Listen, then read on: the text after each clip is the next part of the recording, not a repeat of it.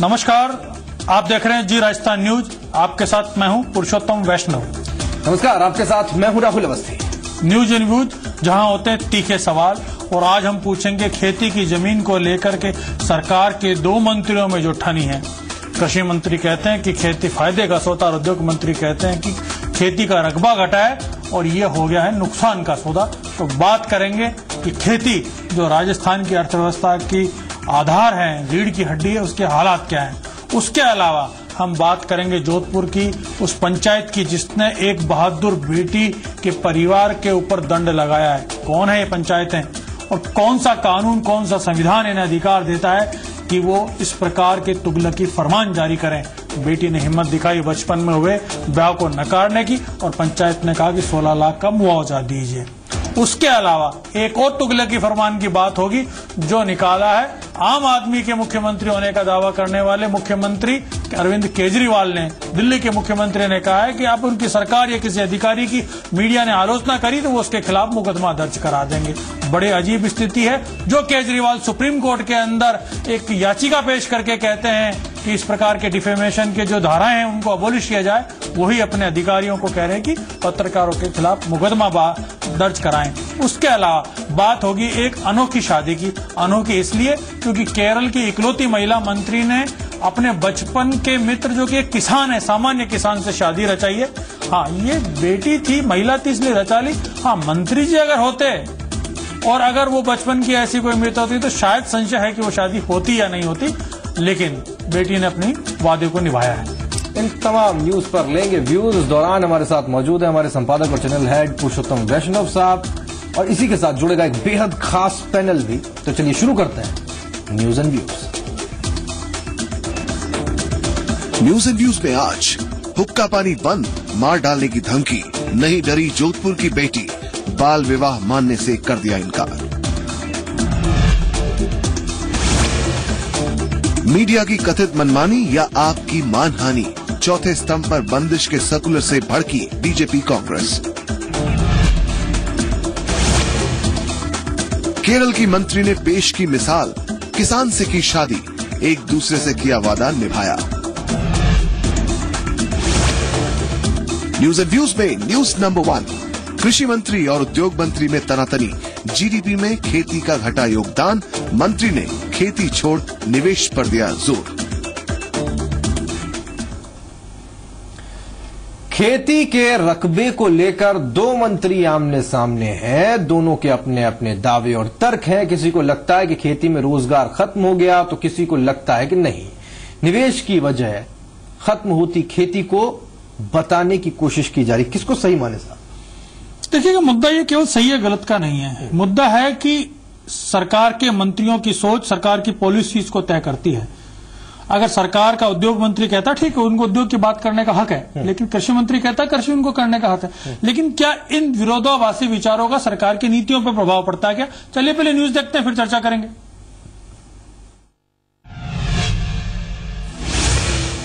किसानों के बाद अब उनकी जमीन को लेकर प्रदेश सरकार के दो मंत्रियों में विरोधाभास की स्थिति पैदा हो गई है।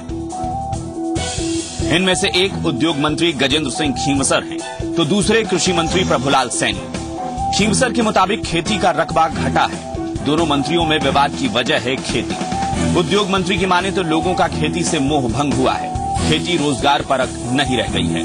मंत्री जी के कहने का मतलब है कि खेती में मुनाफा भूल जाइए।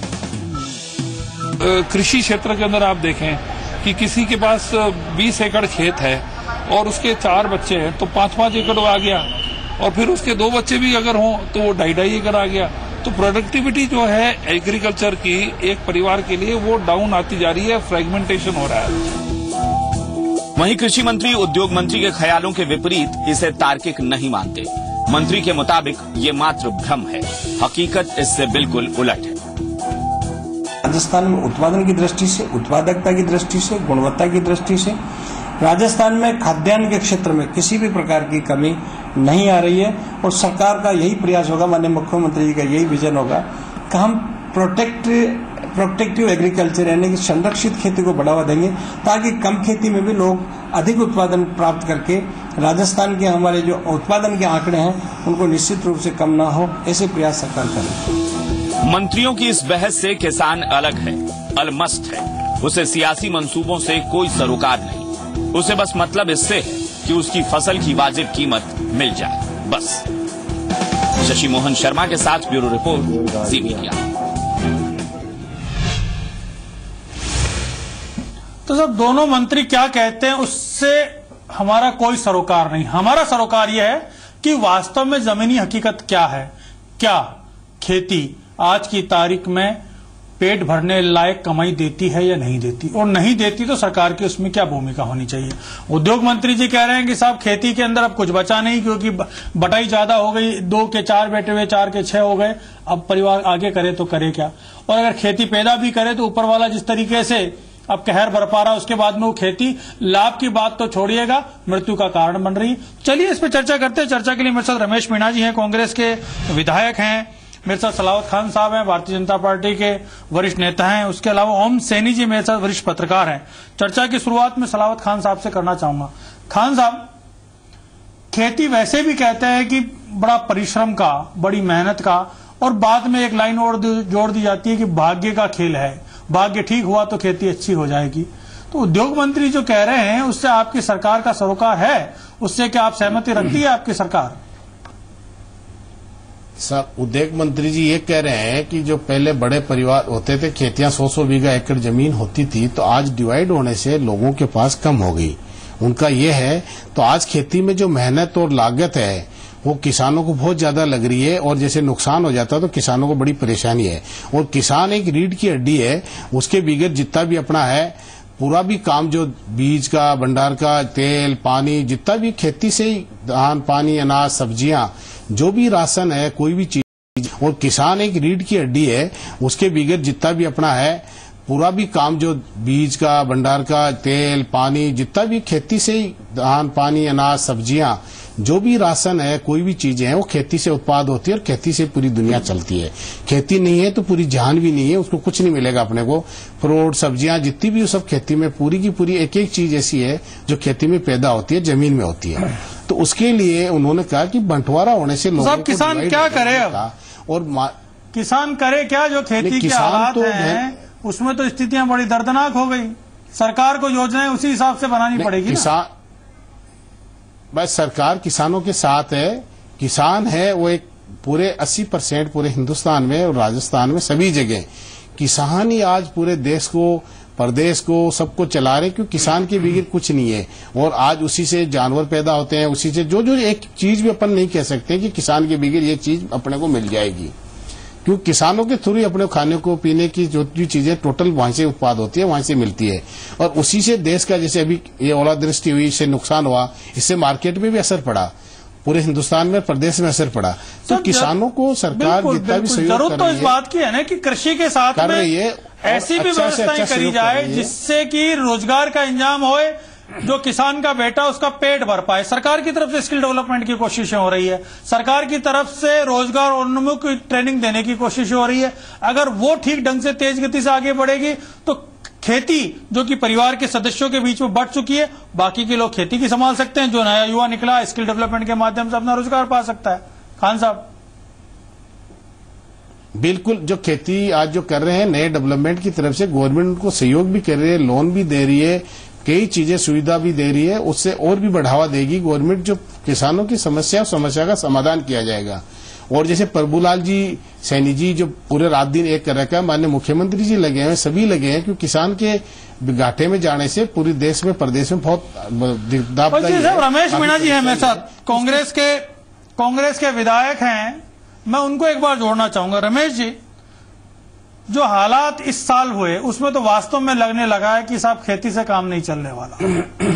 कब तक ये धरती पुत्र फांसी पर लटक करके आत्महत्या करते रहेंगे? वास्तव में उद्योग मंत्री जी ठीक ही कह रहे हैं कि खेती के हालात ऐसे हो गए हैं कि अब फायदा का सौदा नहीं रहा। ऐसा है कि इस राजस्थान सरकार के मंत्री राजमद में चूर हैं और कुछ भी कह सकते हैं, कुछ भी वक्तव्य दे सकते हैं। गुलाब चंद कटारिया जी ने कहा था कि कोई पेड़ पर लटक कर आत्महत्या कर ले तो मैं क्या करूं, किसी को अगर नहीं मानता है तो पेड़ से उल्टा लटका दो। आप गृह मंत्री, अपने उद्योग मंत्री जी ने कहा कि खेती फायदे का सौदा नहीं रही, तो उद्योग मंत्री ये बताएं कि अब किसान करे तो क्या करे। आप जो कह रहे हो, किसान क्या विशेषज्ञ है? क्या किसान तकनीकी रूप से सुदृढ़ है? यदि वो खेती नहीं करेगा तो उसका पेट पालन कैसे होगा? और सरकार को जो करना चाहिए, कृषि मंत्री का बयान है कि हम इसको आगे बढ़ा रहे हैं। कभी बात होती है जैतून की खेती ला रहे हैं, कभी नई हॉर्टिकल्चर, वर्टिकल्चर, जितने भी हैं जो उनको आगे बढ़ाने के प्रयास की बात तो करते हैं, लेकिन धरातल पे क्या कर रहे हैं? अभी किसानों के साथ जो आपदा आई और किसानों की मृत्यु हुई, तो कृषि मंत्री कह रहे हैं कि किसी ने आत्महत्या नहीं की। तो ये सरासर जो मंत्रियों का जो बयान है, मैं इसकी निंदा करता हूं। और इस तरह के वक्तव्य मंत्री राजमद में कहें या अपने सत्ता में चूर हैं, अगर ये बात कह देते हैं, मीणा साहब एक मिनट, अगर खींवसर साहब ये चीज कह देते हैं कि अब फायदे का सौदा नहीं रहा, नए दौर में किन्हीं चीजों को समझना भी पड़ता है, तो इसमें आपको आपत्ति क्या है? देखिए, केवल खेती के साथ में सरकार को काम करने की जरूरत है। राहुल, इसमें सबसे महत्वपूर्ण ये है कि केवल खेती पर निर्भर नहीं रहे, खेती के अलावा भी सरकार को सपोर्ट करना चाहिए, किसानों को समय पे बीज मिले, किसानों को समय पे खाद मिले।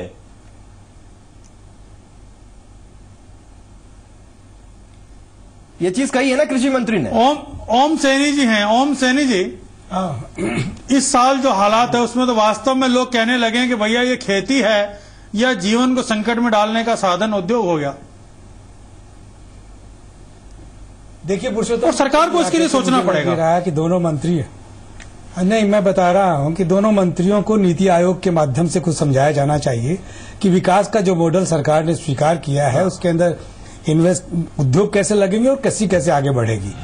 तो वो नीति आयोग के लोगों ने इनसे चर्चा की नहीं है, इसलिए इतना कंफ्यूजन का सिलसिला बन रहा है। बाकी ये तो सच है कि हिंदुस्तान में कृषि हमारा बुनियादी सारा सिलसिला है और इसको इस तरीके से रद्द करने की बात तो हो नहीं सकती। खींवसर नहीं समझ रहे हैं कि राजस्थान ही नहीं, पूरे हिंदुस्तान में कृषि एक बुनियादी चीज है और उसकी बेहतरी के लिए प्रयास किए जाने चाहिए। ये भी एक हकीकत है कि हाँ, जोतें छोटी हो रही है, लेकिन जोतों को कैसे बनाया जाए, ये सब चीजें नीति आयोग का काम है कि वो बताया कि राजस्थान में किस तरीके से बड़े फील्ड्स के काम किए जा सकते हैं। और अगर नीति आयोग के लोग जानते हैं कि अमेरिका में किस तरीके से सब्सिडी दी जाती है किसानों को, जिससे कि वो अपना फील्ड ठीक से चला सकें और घर भी ठीक से चला सकें, अब वो बात राजस्थान में नहीं है, हिंदुस्तान में नहीं है, तो ये चर्चा नहीं होती। चूंकि कैबिनेट के लोगों की चर्चा नीति आयोग के लोगों के साथ में होनी चाहिए ताकि इनकी ये सारी समझ बड़ी साफ साफ स्पष्ट हो। कृषि मंत्री कुछ और बात कह रहे हैं और उद्योग मंत्री कुछ और बात कह रहे हैं, ये नासमझी का परिणाम है, ऐसा कुछ भी नहीं है। बाकी जो भी हकीकत है वो तो हमारे सामने, वही चीज महत्वपूर्ण है साहब। सलावत खान साहब, मुझे ब्रेक पर जाना, ब्रेक पर जाने से पहले मैं आपसे पूछना चाहूंगा, सरकार ऐसी योजनाएं लाए कि कृषि भी फायदे का सौदा बन जाए और उसके अलावा जो घर के सदस्य हैं उनको कृषि के अलावा भी रोजगार के साधन बने, तो ही इस समस्या का समाधान हो सकता है। जी जी जी बिल्कुल। जैसे आज अपने अलग अलग एरिया में जो उपजाऊ खेती है, अलग अलग मिट्टी है, उसी हिसाब से अलग अलग योजना बना के और अलग अलग माननीय प्रभुलाल सैनी जी उसमें लगे हुए हैं कि अलग अलग, जैसे बाड़मेर जैसलमेर की अलग मिट्टी है, अपने शेखावटी की अलग है, अलवर की अलग है, इसे अलवर सवाई माधोपुर धौलपुर, तो उसी हिसाब से कौन सी फसल किस टाइम अच्छी होती है उसी हिसाब से उनको फसल वो बीज दिया जाए, खाद दी जाए, लोन दिया जाए। तो सरकार उसमें लगी हुई है, रात दिन एक कर रखा है, पूरा सहयोग कर रही है। और जैसे माननीय उद्योग मंत्री जी कह रहे हैं कि आज बड़े फैक्ट्री एरिया, अच्छी अच्छी फैक्ट्रियां लगे, अच्छी लगे, उससे क्या कि लोगों को बेरोजगार है उनको उद्योग मिले, रोजगार मिले। तो ये दोनों साइड ही। सलावत खान साहब, कल कैबिनेट की बैठक है, आप तो ये बताओ दोनों मंत्रियों को 2 मिनट के लिए साथ में बैठा दोगे क्या? नहीं, साथ बैठते रहते, साथ आपस में बात कर ले, सॉल्व हो जाएगा। जुड़ के कर रहे हैं साहब, नहीं ऐसे बात कर रहे हैं, कोई उनमें नाराजगी थोड़ी, वो बात नहीं कर रहे हैं, वो तो अपने सुझाव दिए। रमेश जी कि भाई पहले खेती को लेकर के आज इस मुद्दे पे जो खींवसर साहब का बयान है वो और कृषि मंत्री की जो सोच है, ठीक है, वो अपने अपने मंत्रालय के हिसाब से अपनी बात ठीक कह रहे होंगे, लेकिन सरकार की नीतियों में वो झलकना चाहिए कि दोनों चीजें सर्वाइव करें। कृषि उद्योग और उद्योग भी जो ग्रामीण उद्योग है, टाइनी उद्योग है, अति सूक्ष्म उद्योग है, घरेलू जो उद्योग है, उनका अगर कॉम्बिनेशन बन पाएगा तो निश्चित तौर पर खेती भी जो है लाभ देने वाला जो है साधन हो जाएगी और बाकी के जो उद्योग है उसके माध्यम से परिवार में एक रोजगार का अतिरिक्त साधन भी पैदा हो जाएगा। तो उद्योग भी कौन सा लेके आए? उद्योग मंत्री जो बात कर रहे हैं, अभी 1.5 साल होने को आ गया, कोई निवेश लेके आए राजस्थान में? तो बताएं, बात करने से काम चलेगा क्या? हमारे कृषि मंत्री ने भी कहा कि हम खाद्य पहले ही जमा कर देंगे, लोगों को समय पर खाद्य नहीं मिला, उसके लिए पुलिस के डंडे खाने पड़े। और आज बात आती है किसान की, तो किसान को जो एमएसपी जो उसका मिलना चाहिए, जो उसने किया है उसका मेहनताना उसे मिले, वो मिल नहीं पा रहा। सरकार उसमें सपोर्ट नहीं कर पा रही, समय पे बिजली नहीं मिल पाती है, समय पे बिजली की वजह से पानी नहीं मिल पाता है, समय पे खाद नहीं मिल पाता है। उसको सरकार के माध्यम से धरातल पे जाकर के वहां पर बताना चाहिए कि कौन सी बहुफसलियां आप करें, इनको फायदा मिले, और उसकी जो मैक्सिमम जो रेट प्राइस है मार्केट योजना आयोग और नीति आयोग तय कर दी सरकार ने। दिल्ली और जयपुर के एयर कंडीशन कमरों में बैठ करके चीजें तय कर देते हैं, उससे तो समाधान नहीं होने वाला है ना। निश्चित रूप से इसको धरातल पे जाना चाहिए। पुरुषोत्तम जी, आप ठीक कह रहे हैं। ये जो नीति आयोग बना, या एयर कंडीशन कमरों से अगर बाहर निकले, और मैं ये कहना चाहता हूं कि कैबिनेट के लोगों को इन सारी बातों पे चर्चा नीति आयोग के साथ में करनी चाहिए कि हमारे विकास का जो मॉडल है, इंडस्ट्रीज कैसे लगेंगी और किसान की बेहतरी कैसे हो सकती है। जब तक ये चर्चा नहीं होगी, समान रूप से सब लोगों को ख्याल नहीं बनेंगे, तब तक ये ऐसी बात कह रहे हैं कि मिट्टी देख रहे हैं और वो बीज दे रहे हैं और फिर खाद दे रहे हैं, ये सब नहीं। इनमें मंत्री जब बोलते हैं तो उनके निगाहें बिल्कुल साफ साफ होनी चाहिए। मुझे लग ये रहा है दोनों के बयानों से कि बड़े कंफ्यूज हैं, इनको पता नहीं है कि उद्योग जरूरी है या किसानी जरूरी है। दोनों जरूरी है, लेकिन ये सारी काम वही चीज है, संस्था है। हालांकि राजस्थान के अंदर और देश के अंदर नरेंद्र मोदी की सरकार या वसुंधरा राजे सिंधिया जी की सरकार ने कोशिशें करी है कि स्किल डेवलपमेंट के माध्यम से लोगों को अतिरिक्त रोजगार उपलब्ध कराएं। उनको जमीनी हकीकत के तौर पर बदलने में समय लग रहा है। सरकार ये कोशिश करे कि खेती और खेती के अलावा रोजगार के साधन पैदा होंगे तो न किसान को आत्महत्या करनी पड़ेगी और न खेती घाटे का सौदा रहेगी। मुझे ब्रेक पर जाना पड़ेगा और जब ब्रेक से लौटूंगा तो बात करेंगे बहादुर बेटी की। न्यूज एंड व्यूज में आगे है, हुक्का पानी बंद, मार डालने की धमकी, नहीं डरी जोधपुर की बेटी, बाल विवाह मानने से कर दिया इनकार।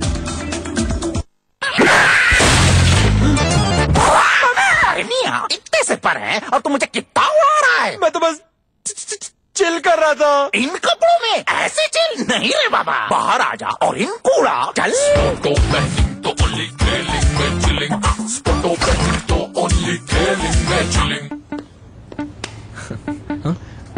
पूरा payment? No no no. Guarantor? No no no. Income? No no no. बस दीजिए 6999 और ले जाओ इसे। हाँ हाँ हाँ।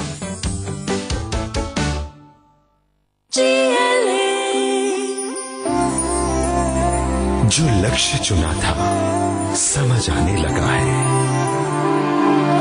जो भविष्य बुना था नजर आने लगा है, जो सामने नहीं था झिलमिलाने लगा है। जीएलए यूनिवर्सिटी, उच्च लक्ष्य की निश्चित प्राप्ति। लक्ष्य चाहे जॉब पाने का हो या जॉब देने का।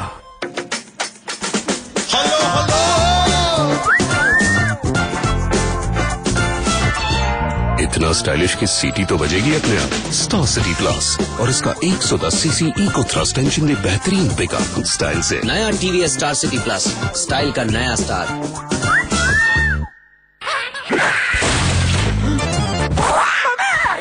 इतने से पर है और तू मुझे कितना उड़ा रहा है? मैं तो बस चिल कर रहा था। इन कपड़ों में ऐसे चिल नहीं रे बाबा, बाहर आ जा और इनको उड़ा। चल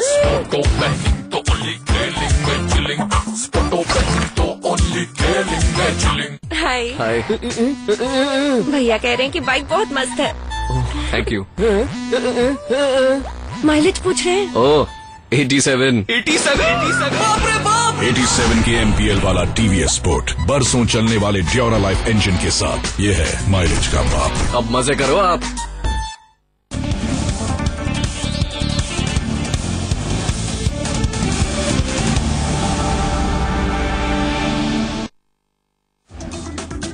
न्यूज एंड व्यूज में न्यूज नंबर 2, हुक्का पानी बंद, मार डालने की धमकी, नहीं डरी जोधपुर की बेटी, बाल विवाह मानने से कर दिया इनकार। जोधपुर में जाति विशेष की एक पंचायत ने अनोखा फरमान सुनाया है। बचपन में हुई शादी को मानने से इनकार करने वाली लड़की के परिवार पर 16 लाख का जुर्माना और हुक्का पानी बंद कर दिया गया। उनका लड़की की तमन्ना इतनी है कि वो पढ़ लिख कर शिक्षक बनना चाहती है और एक बहादुर बेटी और उसके साथ में देखिएगा, राजस्थान में इस प्रकार की घटनाएं आए दिन देखने को मिलती है। जरूरत है कि समाज उसके साथ खड़ा हो, जरूरत है कि सरकार उसके साथ खड़ी हो। पहले न्यूज देखते हैं, फिर चर्चा करेंगे।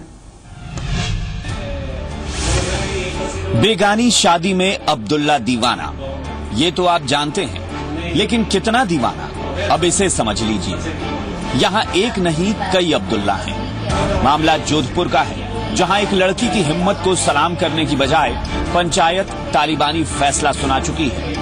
16 लाख रुपए अर्थदंड और बिरादरी से बेदखल करने का। लड़की का कसूर ये है कि उसने उस शादी को मानने से इनकार कर दिया है जो महज 11 महीने की उम्र में हो गई। शादी उसने अब 18 साल बाद तोड़ने का फैसला किया है, वो भी सारथी ट्रस्ट की मदद से, क्योंकि लड़की पढ़ लिख कर कुछ बनना चाहती है। मैं बड़ी हुई तो 16 साल की थी, तब मुझे पता चला कि मेरे बाल विवाह हो चुका है। हाँ, मैं बाल विवाह को नहीं रखना चाहती थी, मुझे भी याद भी नहीं है कि मेरा बाल विवाह हो। अब मुझे पता चला है कि बाल विवाह मुझे निरस्त कराया। का कुछ नहीं करता है, मैं पढ़ी लिखी में आगे पढ़कर टीचर बनना चाहती हूँ। तो बुढ़ा बुजुर्गों ने कर दिया, उन्होंने बात रोकी दिया, तो उन्होंने कर दिया। तो बच्ची पढ़ी लिखी रहती, छोटी सी बच्ची 11 महीने की बच्ची थी, तो बच्ची ने मैं भेजनी हमारे हाथ में है नहीं। कमठा कारीगर पद्माराम मेघवाल की बेटी की शादी लूणी तहसील के रोहिचा खुर्द गांव के सावल राम पुत्र अमराराम मेघवाल बामानिया के साथ हुई। पंचायत की हिम्मत देखिए कि उसने परिवार के साथ साथ ट्रस्ट के लोगों को जान से मारने की धमकियां दी हैं। अब सब कुछ प्रशासन के ऊपर है, जो इस पीड़ित को मदद दिलाने के लिए क्या करेगा, ये देखना बाकी है। भूपेंद्र बिश्नोई के साथ ब्यूरो रिपोर्ट, जी मीडिया।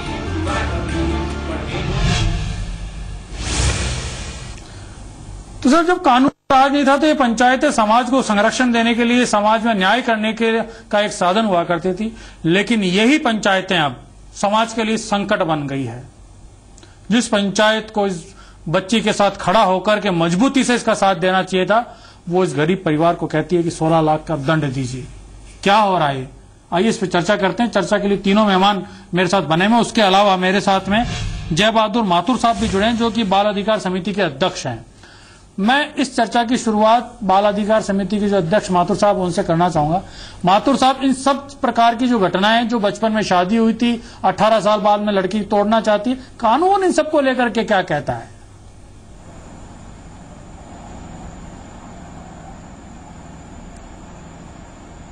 देखिए, इस विषय को उठाने के लिए पहले तो मैं आपको साधुवाद देता हूं। इस बारे में बाल विवाह प्रतिशत अधिनियम 2006 बिल्कुल स्पष्ट है।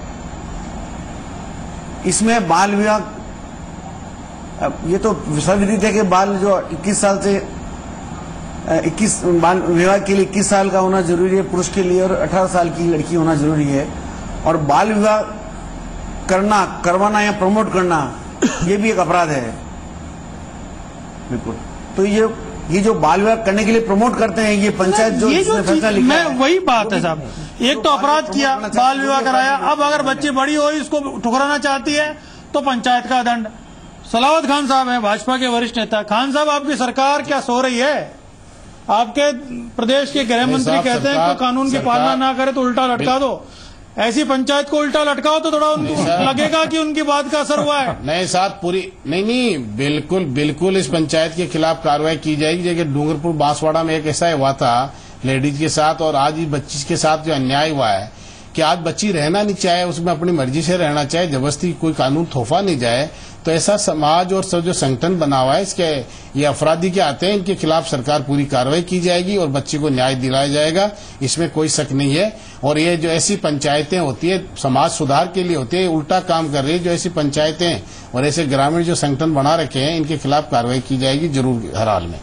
जैसे आप थोड़े दिन पहले डूंगरपुर बांसवाड़ा में हुआ था, आप देखे रमेश मीणा जी, 65 साल हो गए, 67 साल हो गए आजादी को, कानून को लागू किए, इतना लंबा समय हो गया संविधान को आए, लेकिन हालात वही के वही है साहब। आज भी गांव के इलाके के अंदर जातिगत जो पंचायतें हैं, जो जिस प्रकार से वो तुगलकी फरमान देती है, राज उन्हीं का है। और सबसे दुख भरी बात है कि हमारे नेता, हमारी लीडरशिप उनके आगे नतमस्तक है, क्योंकि वो एक वोट बैंक है, एक समूह है वोटों का, इसलिए उसके आगे सब कुछ सरेंडर हो जाता है। इसमें ऐसा है साहब कि सबसे पहले तो जो इस तरह का जो खाप पंचायत के द्वारा इस तरह का तुगलकी मतलब प्रतिबंध लगाना और इस तरह का जुर्माना करना, ये इसकी भी मैं निंदा करता हूं। और दूसरा सबसे बड़ी समस्या है, हमारे प्रदेश की बात करें या देश की बात करें, ये एक शिक्षा का अभाव होने की वजह से इस तरह की जो बाल विवाह पहले हो जाते थे, बातचीत हो जाती थी, तो इसमें भी सरकार को शिक्षा का प्रसार, शिक्षा का रेशो बढ़ाने की आवश्यकता है। और जहां बात आती है इस तरह की पंचायतों के निर्णय की, तुगलकी फरमान की, तो इसमें क्या है कि धरातल पे जाने की कोशिश करनी चाहिए, जनप्रतिनिधियों को करनी चाहिए, सरकार को भी करनी चाहिए कि मैटर तो छोटा मोटा होता है और उस वही सब सामाजिक राजनीतिक दोनों संरक्षण की उसी की बात कर रहा हूं मैं, के अंदर संरक्षण की जरूरत है। लेकिन क्या होता है धरातल पे आप जाएंगे, खड़ा होकर तमाशा देखना चाहते हैं, एक दो एनजीओ आगे आते हैं जो इस पे बात करते हैं, मैं तो राजनीतिक मैं बताना चाहूंगा निकल करके आती है, न प्रशासन के अधिकारी आगे होकर के आगे बढ़ के इस प्रकार के लोगों को संरक्षण देते हैं, इस प्रकार के बहादुर बच्चों को रक्षा की बात करते हैं। देखिए पुरुषोत्तम जी, कुल मिलाकर के जब तक ये जातियां व्यावसायिक समूह में अपने आप को परिवर्तित नहीं करेंगी, तब तक इस तरह खाम पंचायतों का दबदबा चलता रहेगा। हम राजस्थान में लगातार देख रहे हैं कि हमारे जब भी चुनाव होते हैं तो जाति समूह अपने प्रत्याशी खड़े करते हैं, अपने वोट लेते हैं। वो इसलिए लेते हैं, वो इसीलिए सफल होते हैं कि व्यावसायिक समूह नहीं बना है। व्यावसायिक समूह अगर बन जाए तो उसके पश्चात में ये जाति की खाप पंचायतों का दौर खत्म हो सकता है। और मेरा ख्याल है कि इस पर काम करना चाहिए राजनीतिक दलों को जातिवाद के जहर को तोड़ना चाहिए। ये जो 36 जातियों की और ये सब बातें की जाती है, बंद करके जाति के बजाय समूह की बात की जानी चाहिए। किसान की बात संरक्षण देते हैं ना, करे क्या जातियों के नाम पर संरक्षण दिया जाता है। जब तक मेरे साथ में जय बहादुर माथुर साहब है, मैं एक बार वापस उनको जोड़ना चाहूंगा। माथुर साहब, ये जो केस आया है सामने निकाल करके, बाल अधिकारों की बात थी, वो जब तक बच्ची थी, वो आज वयस्क हुई है, बाहर आई है, वापस पढ़ लिख करके आगे कुछ करना चाहती है, तो इसके लिए सरकार की तरफ से कुछ संरक्षण मिले, इसके लिए सरकार की संस्थाओं की तरफ से कुछ उसको सहयोग मिले, प्रोटेक्शन मिले, तो ही तो इस प्रकार की जो बच्चियां वो आगे हिम्मत कर पाएगी।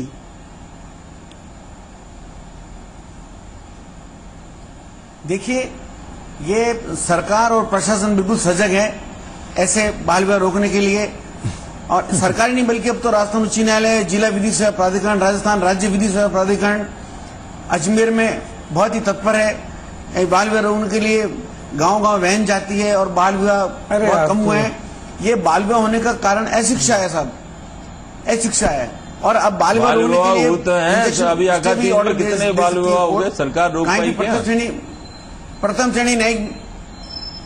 श्रेणी न्यायिक मजिस्ट्रेट न्यायालय में अर्जी देकर के और न्यायालय बाल विवाह पर स्टे दे सकते हैं, इंजेक्शन लग सकता है बाल विवाह अधिनियम के तहत। और बाल विवाह करने वाले को जो सलावत खान साहब, सरकार को जगाओ, गृह मंत्री जी को कहो कि इस बच्ची से मिले, 2 साल तक सरकार इसके साथ खड़ी हो। बिल्कुल साहब, सरकार उस इलाके के जो कमिश्नर साहब हैं पुलिस के, वो जाएं, कलेक्टर साहब जाकर के मिलें।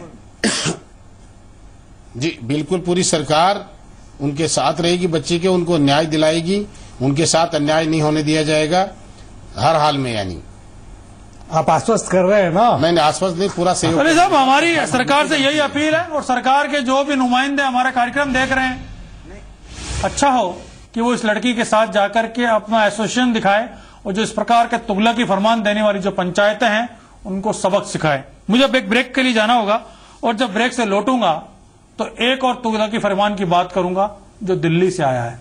अभी एक छोटा सा ब्रेक। न्यूज एंड व्यूज में आगे है मीडिया की कथित मनमानी या आपकी मानहानि। चौथे स्तंभ पर बंदिश के सर्कुलर से भड़की बीजेपी कांग्रेस। प्रायोजक DHL global brand excellence, simply delivered, Dhanuka colonizer, हम सपना सच करते हैं, और Genex gym west end casual inners, fun fashion style Genex. समाचार तो सब देवे है पर मैं खबर देंगा अपनी भाषा में। उठाया जाएगा लोगारा मुद्दा, पूछिया जाएगा आपका सवाल। सुबह सु शाम तैरा पूरा समाचार, आपने राजस्थान रो पूरो हाल, अपनी भाषा अपनी खबर। रोज दोपहर 12 बजे और शाम 6:30 बजे। सही और गलत के बीच का फासला, न्याय और अन्याय की लंबी लड़ाई, सच और झूठ के बीच का फर्क कितना भी मुश्किल हो, सच्चाई के साथ हमेशा है। Zee Rajasthan news.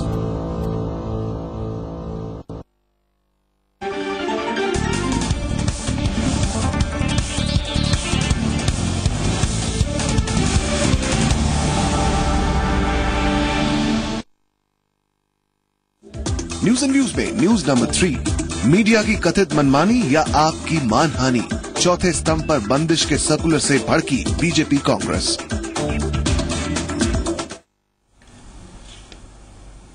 Arvind Kejriwal media पर अंकुश लगाने को बेताब हैं, हर मुमकिन कोशिश कर रहे हैं। पहले डीआईपी में मॉनिटरिंग सेल और अब सर्कुलर के जरिए सरकार विरोधी खबरों पर मानहानि के केस तक करने पर उतर आए। भाई साहब बिल्कुल बदल गए केजरीवाल।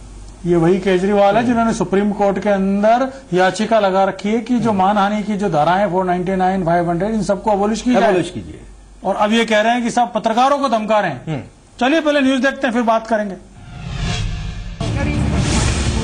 अरविंद केजरीवाल बहुत अच्छे से पहचानते होंगे इन्हें आप। 49 दिनों की सत्ता गंवाने और 67 विधायकों से वापस सत्ता में आने के बाद केजरीवाल की चमड़ी मोटी हो चली है, इतनी कि बाकी नेताओं से भी 2 हाथ आगे निकल चुके हैं। जिस मीडिया की कभी तारीफ करते नहीं अघाते थे, अब उस पर अंकुश लगाने के लिए छटपटा रहे हैं।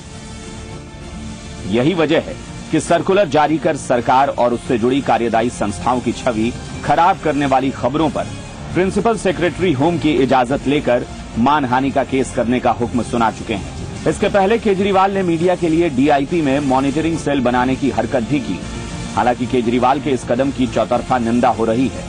बीजेपी और कांग्रेस सभी ने इसे तानाशाही बताते हुए इसका विरोध करने की बात कही है। वहीं एडिटर्स गिल्ड ऑफ इंडिया ने भी खत लिखकर इसे दिल्ली सरकार की खता बताई है। केजरीवाल वही हैं जिन्होंने नितिन गडकरी के डिफमेशन केस में खुद सुप्रीम कोर्ट में कहा कि डिफमेशन का केस अपराध की धाराओं के अंतर्गत नहीं लाना चाहिए, क्योंकि इससे अभिव्यक्ति की आजादी का अधिकार सीमित होता है, पर खुद वही करने पर आमादा है। ब्यूरो रिपोर्ट, जी मीडिया।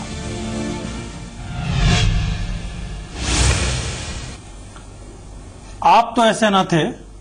अभिव्यक्ति की आजादी, आवाज की बात करने वाले नेता जब मुख्यमंत्री बन गए तो जो मीडिया लगातार उनके साथ खड़ा होता था, आज अगर वो आलोचना कर रहा है तो उस पर मुकदमे की बात आ रही है। चलिए इस पर चर्चा करेंगे। चर्चा के लिए तीनों मेहमान मेरे साथ है। रमेश मीणा जी हैं कांग्रेस से, सलावत खान साहब बीजेपी से, ओम सैनी जी वरिष्ठ पत्रकार हैं, उसके अलावा सुनील जी मेरे साथ जुड़े हैं, आम आदमी पार्टी के नेता हैं। मैं उनसे पहले एक बार समझना चाहूंगा, सुनील जी ये जो सर्कुलर निकाला है इसका क्या अर्थ माना जाए, थोड़ा सा आप अगर हमें समझा दें। देखिए, सबसे पहले तो ऐसा है कि ये जो आईपीसी के तहत सर्कुलर निकाला, ये कोई आज का बना हुआ नहीं। कानून तो 1860 का अंग्रेजों के समय बना हुआ है, आजादी के 68 साल से वो चल ही रहा है। दूसरा, ये तो रूटीन का सर्कुलर है जो हर पार्टी की सरकार जब बनती किसी भी राज्य में तो निकालती है, उसमें नया कुछ भी नहीं है और उसमें ऐसे को डरने की बात भी नहीं है। कोई उदाहरण आप बता दें घोर कलयुग में किसी स्टेट का या सेंटर हर। अरे सुनील जी किसी स्टेट का उदाहरण बताओ तो आप मुझे जानकारी के लिए, इस देश में किसी प्रदेश में इस प्रकार का कोई सर्कुलर निकला हो। नहीं, इसमें उन्होंने मुझे जानकारी उसमें नहीं, उन्होंने कोई जानना चाह रहा हूं। मेरी बात सुनिए, ऐसा कि ये कानून अरविंद केजरीवाल जी ने आम आदमी पार्टी ने नहीं बनाया है, कानून पहले से बना है। और ये समझ लीजिए दामिनी का आम आदमी पार्टी बलात्कार हुआ, उसके बाद बलात्कार पे कठोर कानून बना। तो बात तो सुनिए, तो कठोर कानून जो बना तो भारत के चरित्रवान पुरुषों ने विरोध थोड़ी किया। तो आप तो एक जिम्मेदार मीडिया हाउस वाले हैं, तो आप परेशान क्यों हो रहे हैं? आपके लिए थोड़ी है ये। तो जो गलत रिपोर्टिंग करेगा, जो छवि खराब करेगा, उसके अच्छे काम को गलत बता के और सरकार अपने हाथ में ये तय कौन करेगा कि जिम्मेदार है या नहीं है। चलो ओम सैनी जी एक बार उनसे समझ लूं मैं। ओम सैनी जी, अब अरविंद केजरीवाल जी सजा तो कोर्ट तय करेगी ना। शिकायत तो की जा सकती है। वो अरविंद केजरीवाल जी इसी धाराओं के खिलाफ सुप्रीम कोर्ट में गए, बाद में देश आजाद हो गया, इन्हीं धाराओं के खिलाफ सुप्रीम कोर्ट में गए। मैं कह रहा हूं कि देश आजाद हो गया, कॉन्स्टिट्यूशन बन गया, अभिव्यक्ति की आजादी का सिलसिला हो गया, फंडामेंटल राइट्स में चीजें शामिल हो गई। उसके बाद में आप हमें फरमा रहे हैं कि हम डर क्यों रहे हैं? डर इसलिए रहे हैं कि हमने इमरजेंसी देखी है, डर इसलिए रहे हैं कि प्रेस पर पहले भी जितनी बंदिशें लगाई है वो सब देख करके नतीजे भी देखे हैं। और आप लोग जो आप पार्टी खासतौर से जो जनता की आवाज बनने की चेष्टा कर रही थी, जिस तरीके से सर्कुलर को जो 1860 का बोल रहे हैं उसको जारी करने की क्या जरूरत थी? अगर आपका यकीन इसमें नहीं है तो जो जब दर्ज है तो उसको दिखा क्यों रहे हैं? इसका मतलब यह है कि आप लोग अपने पाखंड करने लगे हैं, आप अपनी नीतियों से विचलित हो गए हैं, आप लोगों की आवाज सुनना नहीं चाहते, लोगों की आलोचना बर्दाश्त नहीं। आप कह रहे हैं डर मीडिया को, डर आपको है। सुनील जी, डरते आप लोग हैं, डर आपको है। मैं समझ नहीं पाया, मैं सुनील जी फिर समझना चाहूंगा कि भैया इतना पुराना कानून था, उसको सर्कुलर की शक्ल में फिर धमकाना, फिर कहना मॉनिटरिंग कर रहे हैं। अरे भैया, मीडिया के ऊपर तो अंग्रेजों के जमाने से मॉनिटरिंग रही है। आप नए कोई लॉर्ड वाटसराय तो आए नहीं है, कर लीजिए आप भी, क्या अंतर आ जाएगा? मुगल काल का लाते ना कोई मुगल कानून लाते, हाथ काट दिए जाएंगे, केजरीवाल जी हाथ काट देंगे, उंगलियां काट देंगे, कलमों को उठाने वाले हाथ काट देंगे, ऐसा कुछ करते हैं। फिर तो ये अरबी चरित्र की दाढ़ी में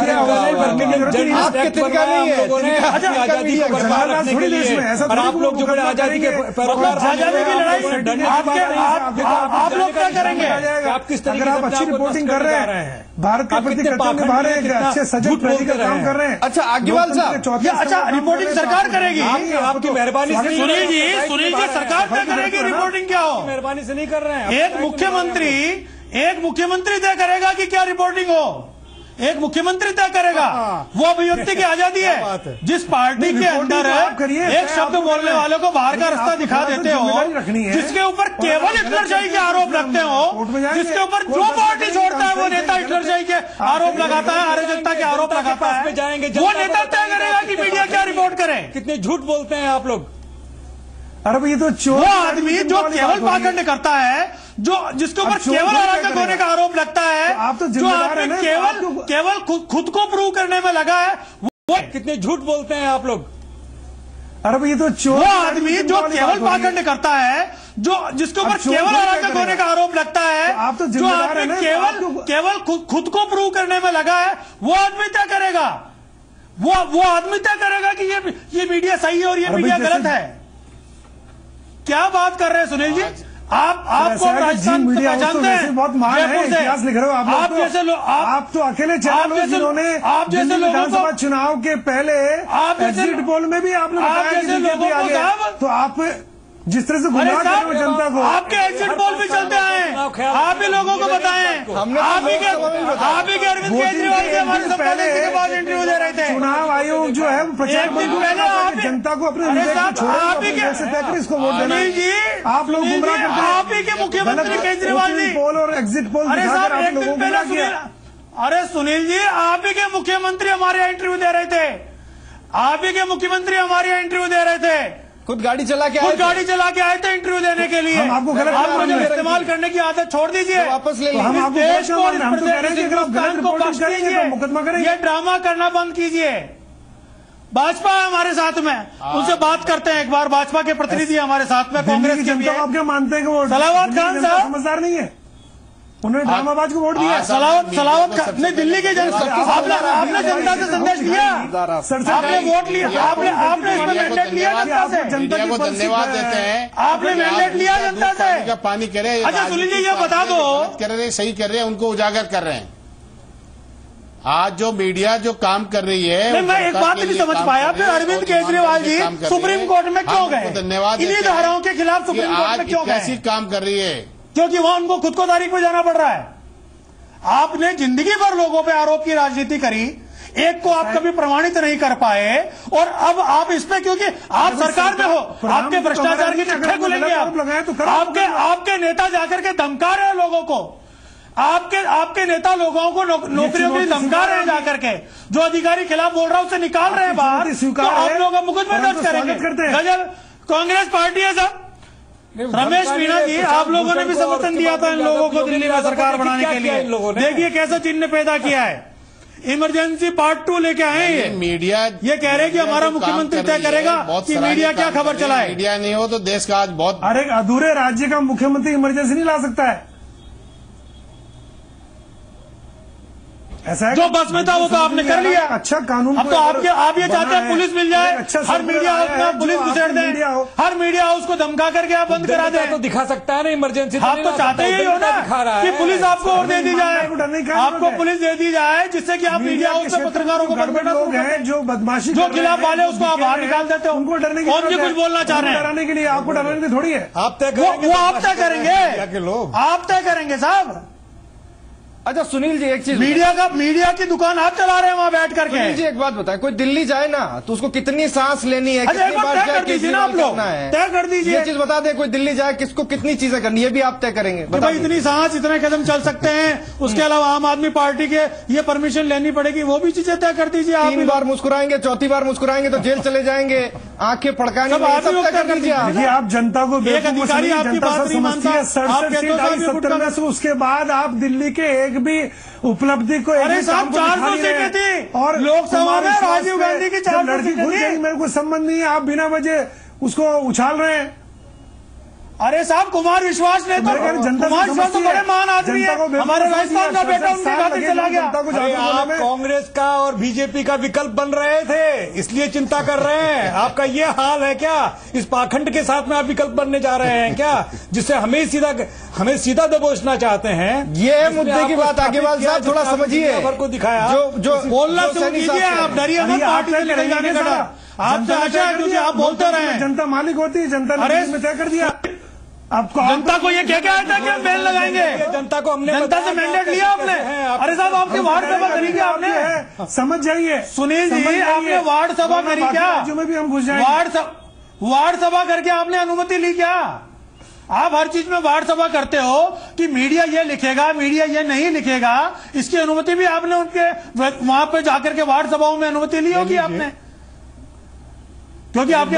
चलिए साहब, शर्मिंदा है देश और स्पेश तौर पे वो मीडिया जो कि इनके साथ खड़ा होकर के एक आशा कर रहा था कि इस देश को स्वराज देंगे, इसको एक आजादी देंगे, एक आवाज बनेंगे। वो लोग आज ये तय करने पे आ गए हैं कि मीडिया क्या लिखे और क्या नहीं लिखे।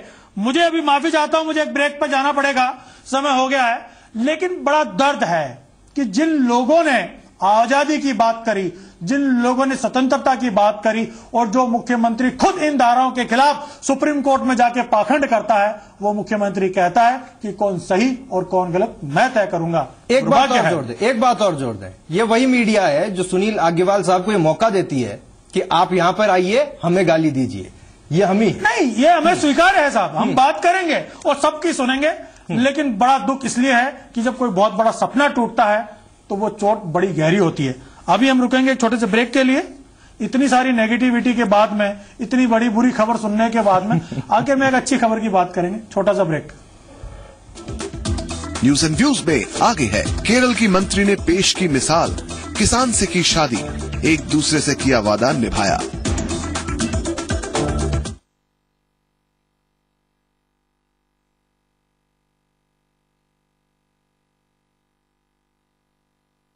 जयपुर मेट्रो में अपनी यात्रा को स्मार्ट बनाएं, स्मार्ट कार्ड के साथ, और पाएं टिकट खरीदने के लिए मेट्रो स्टेशनों पर लाइन में खड़े होने की परेशानी से हमेशा की छुट्टी के अलावा पाएं किराए में 15% तक की छूट। स्मार्ट कार्ड सभी मेट्रो स्टेशनों और आपके निकटवर्ती ई मित्र से बिना किसी अधिभार के मात्र 100 रुपए में खरीद सकते हैं। 100 रुपए में से 50 रुपए स्टोर वैल्यू और 50 रुपए अमानत राशि के रूप में संरक्षित होगी। कार्ड के साथ पाएं फ्री पाउच, टिकट बुकलेट और 3 साल की वैलिडिटी। स्मार्ट कार्ड को टॉप अप करना भी आसान। टॉप अप किसी भी मेट्रो स्टेशन पर नगद, टिकट वेंडिंग मशीन, क्रेडिट और डेबिट कार्ड के साथ साथ www.jaipurmetrosmartcard.in पर लॉगिन कर वेब रिचार्ज करा सकते हैं। आज ही निकटवर्ती मेट्रो स्टेशन या ई मित्र से स्मार्ट कार्ड लें और स्वयं, परिवार और मित्रों को स्मार्ट कार्ड से स्मार्ट बनाएं।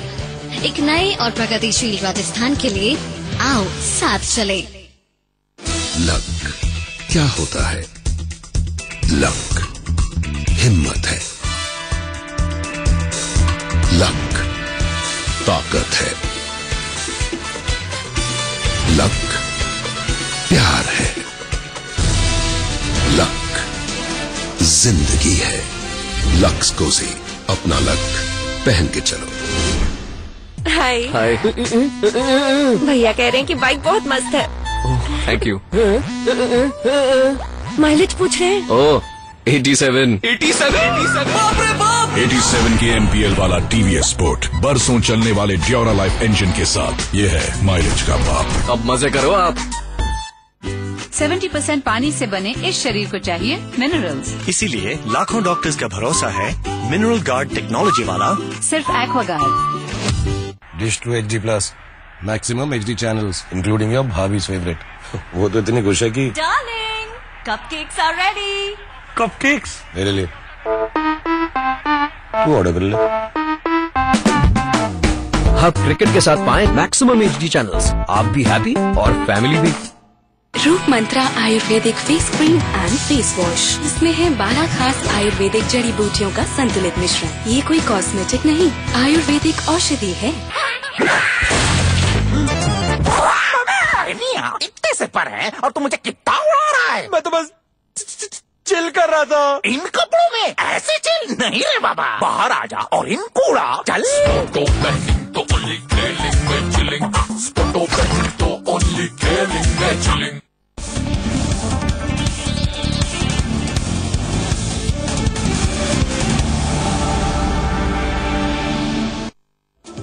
न्यूज एंड व्यूज में न्यूज नंबर 4। केरल की मंत्री ने पेश की मिसाल, किसान से की शादी, एक दूसरे से किया वादा निभाया। CA अमित कुमार इसका नाम होगा।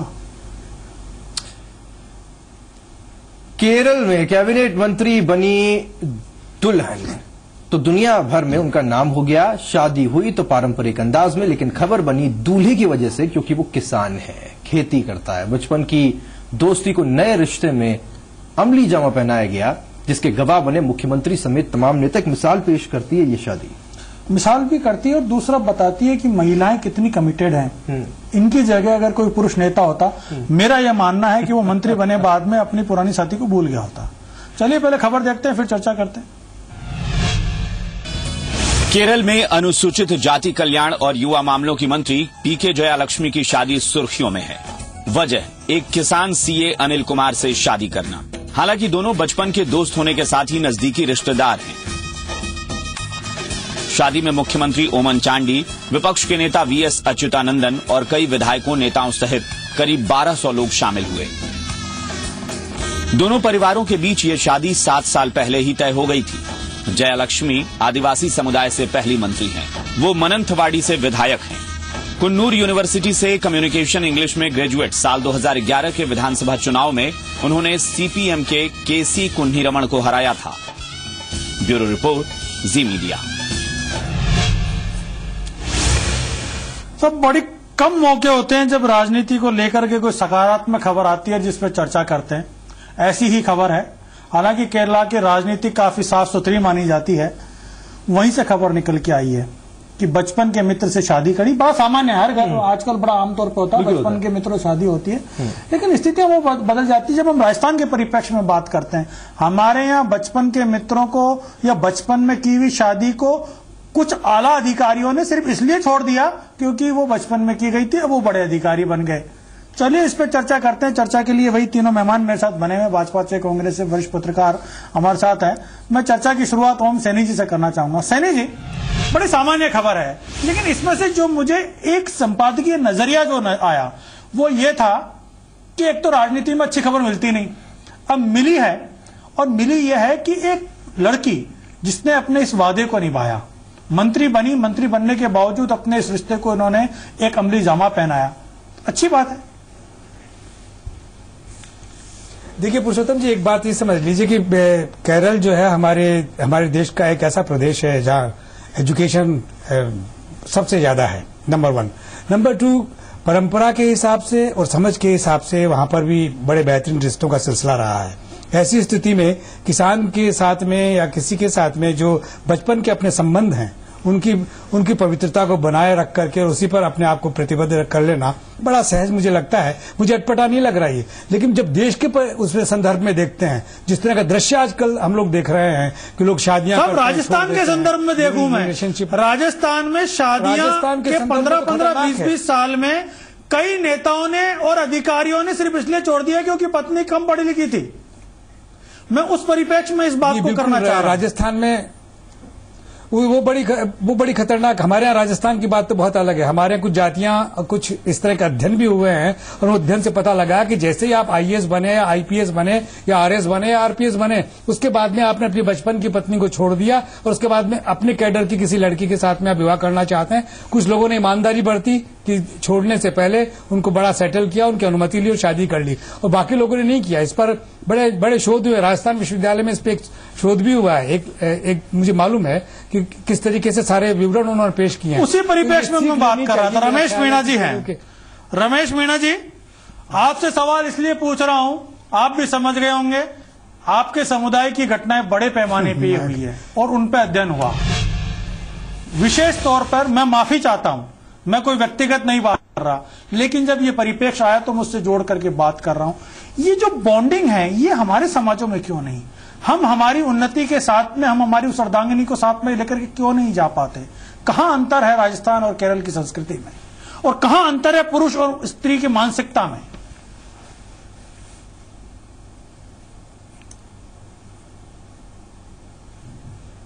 आपसे आवाज तो है आपसे ये कि रमेश मीणा जी, केरल की और मीणा जी, मैं पूछ रहा था कि ये राजस्थान और केरला के अंदर ये अंतर क्यों है? हमारे यहाँ तो बड़ा अधिकारी बन गया तो अपने अर्धांगिनी को छोड़ के नहीं पकड़ लेता है।